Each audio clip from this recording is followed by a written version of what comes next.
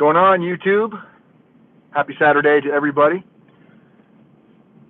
Your best friend, RDAP Dan here, and we are downtown Spokane. We are actually out shooting a part of a documentary today to send off to a production team that wants to possibly do a show about our YouTube channel and prison consulting, how we help people.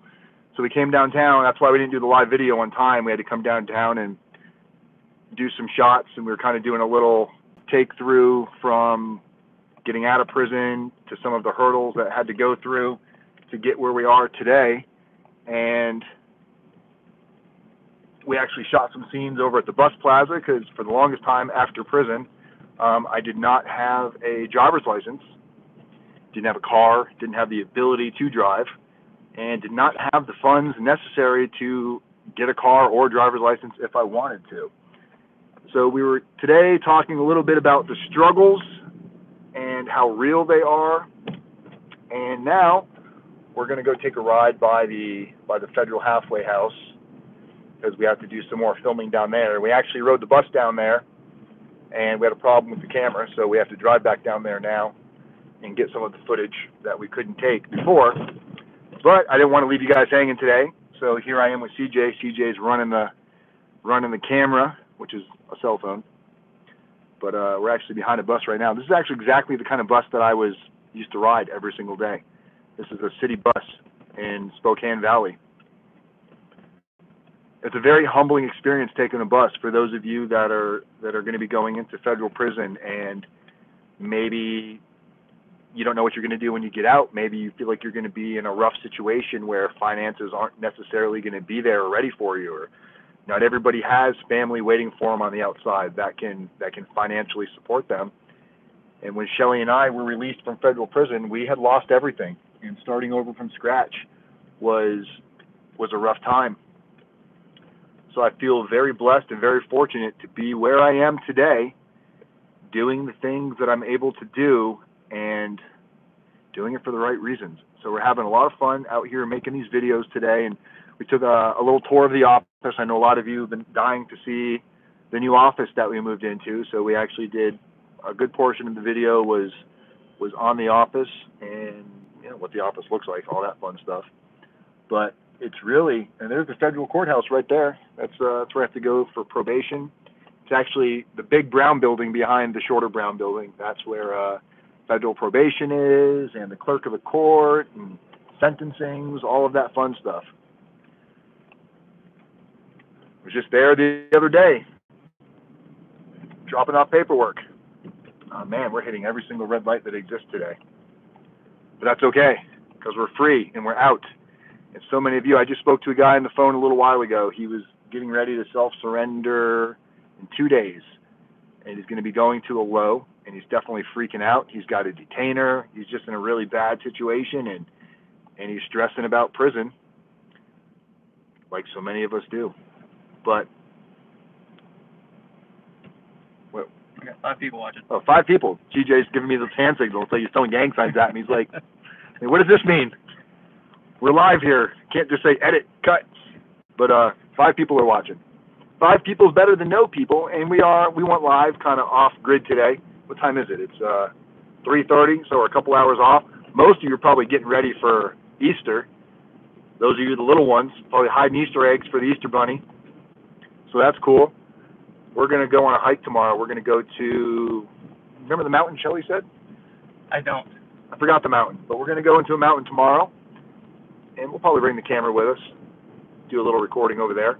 But look, if you're getting ready to go to federal prison, or you're under indictment, or you're under investigation, and you feel like there's no hope, you feel like you're all alone, it's true, but that doesn't mean that you just shut down and you stop trying, because that is absolutely not going to do you any good at all. This is the point in your life where you need to get up and do things that you're not used to doing.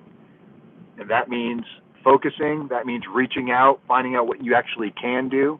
You guys have all seen the clients that have received probation that thought for sure they were going to receive federal prison sentences, and because of the hard work they put in, because of the mentor group they became part of, because of the coaching that we were able to provide for them, they were able to put themselves in a circumstance where the judge saw them differently than just the person that committed these crimes. And that's why they received probation. So don't feel like it's hopeless, and don't feel like your life is going to be over, because what you're going through right now, it will have an expiration date on it. You are going to be out in the free world again, and it's what you do with your time once you're out that is really going to matter. How hard are you willing to work for what it is that you want? Because if you're not willing to work hard for those things, you can count on nothing good coming your way if you're not willing to put in the time and the effort. I can tell you that right now. How many people we got watching now, CJ? 6 watching, 4 thumbs up, 2 All right. comments. How many thumbs up are we going to get in here? What are the comments? Can you see them? Probably not, huh? No. If you got a question, ask it again, and I'll have CJ read it to me and just kind of tell me to shut up, and he'll read the question. Somebody sent us a message. Go ahead. You got a question? Yes, Juan Carlos. Just saying, got to keep pushing. Wouldn't have gotten probation without putting in the work, and big ups to Dan. Juan Carlos, I tried to text you, bud. Juan Carlos is a client that received probation. I didn't think he was going to receive probation. He was pretty convinced that he did what he needed to do, and I thought he put in a lot of hard work. It's just probation is a rare thing to see in the federal system. But Juan, how many community service hours did you have, Juan? Because I know you put in a lot of community service hours. I'm glad you joined us today. So we're waiting on Juan here. Waiting on Juan. 400 hours. 400 hours. So he had 400 hours of community service logged. Look at this idiot. 400 hours of community service logged before his sentencing. And how long did it take you to do those 400 hours of community service, Juan?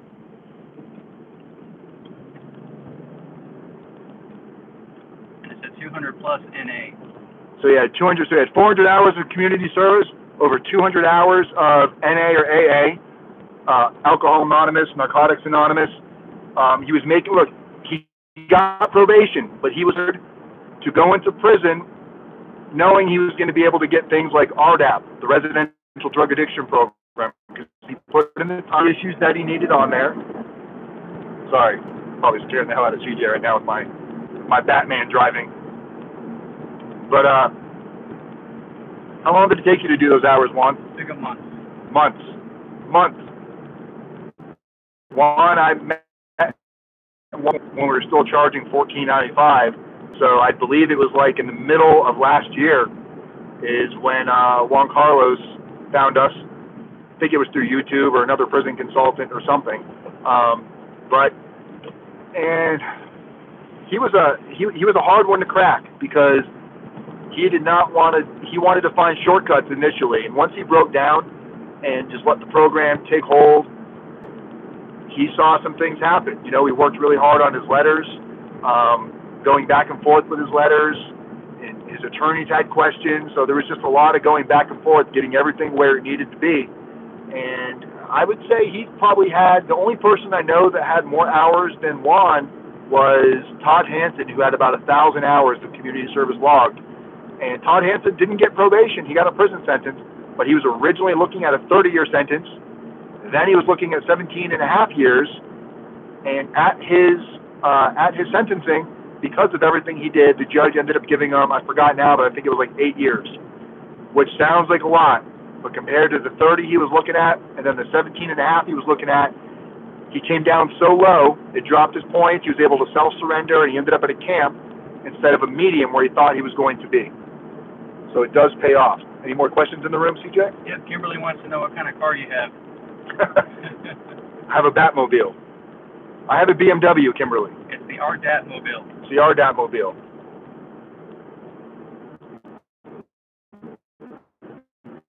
I feel like it's a Batmobile sometimes. Nothing special. It's not brand new. It's my used beauty. We're actually going to drive by the Federal Halfway House here in a few minutes, guys, so make sure you're hanging out with us if you want to see where I lived for a long time. Man, it was weird. just going into the bus plaza today, we had some footage inside the bus plaza. You know, we walked up where you have to buy your bus ticket, and we actually did. We shot. Yeah, we shot on the bus too. We actually the bus driver let me get on the bus, and we did some filming on the bus. But then before we could take off, we had to go get a different battery, so we didn't get to show you that footage. But Juan Carlos saying, looked like it was going bad until the last second. She said that she saw that I did rehabilitate myself. You put a lot of time in. His father passed away during this process. I mean, just a lot of really, really rough things that that you wouldn't wish that on your worst enemy. You definitely wouldn't wish anyone going to prison unless they did something horrendous. But for most of you that we come across, prison probably isn't the answer. However, it is the actual consequence. It is the reality.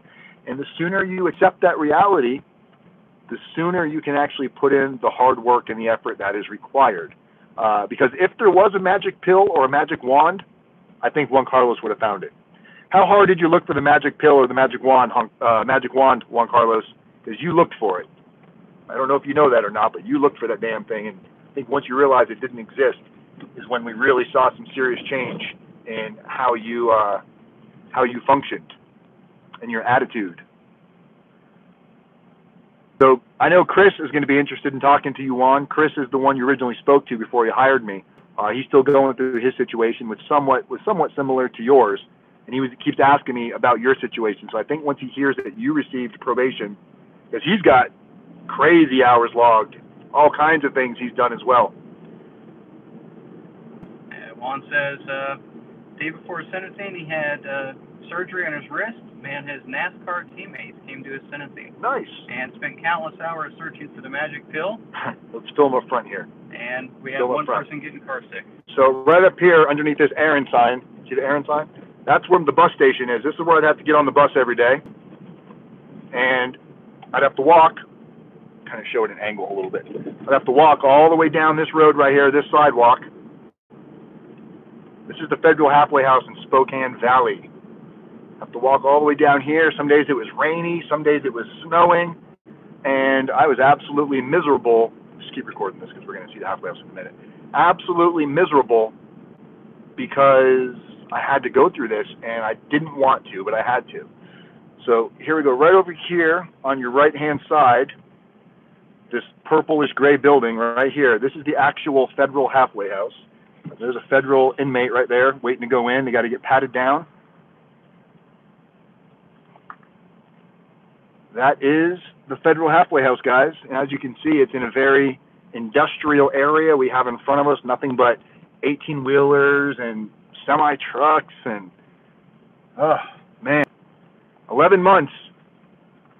11 months I had to stay in this environment, and it was definitely an eye-opening experience. Here, we'll drive by this one more time on this side. That's the halfway house. Very bleak. Washer and dryers are right there through those windows. I tell you, the halfway house was no joke. It was probably, it was rough. I would say it was hands down, day for day, it was far worse than federal prison was itself. Other than the fact, you know, you could go to work every day and you could wear regular clothes and eat real food, but the actual environment of the halfway house was way worse than the actual environment of the federal prison, at least where I was at Coleman Low. The day I got there, the night I arrived, if they would have said, hey man, you just want to go back to prison and finish your sentence, I think I would have said yes. I was in such shock of just the way the place looked, the smell, the view. It just looked so dilapidated. It didn't look, it was.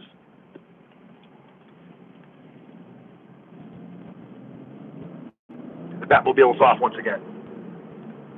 But yeah, that's the halfway house, guys. That's I don't know if I've ever showed that before. So we're going to go ahead and wrap this video up because I still have some more video to shoot for the documentary. I hope you guys stay safe. Is there any last questions that I missed, CJ? Anything that I need to answer on anybody? Is anybody going to ask questions before I go ahead and sign off here before Easter? No, compliment, great role model one. What's that? Tamara said great role model one. Oh, Tamara? Hi, Tamara. Tamara's son, Ian, is one of our clients. All right, guys. Hope you all have a great weekend. I love every single one of you. As always, every day is a brand new day. People helping people. Community is method. And I will see you all soon. Peace.